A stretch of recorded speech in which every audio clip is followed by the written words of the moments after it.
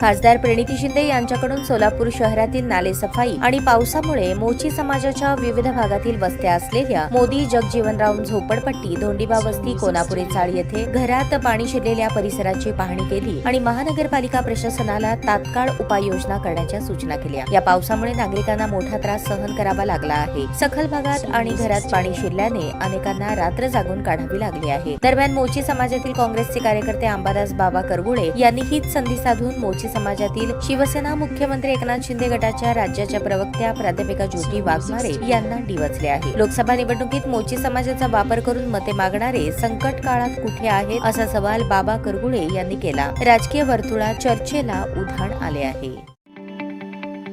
ताज्या बातम्या पाहण्यासाठी प्राईम महाराष्ट्र न्यूज चॅनलला सबस्क्राईब करा।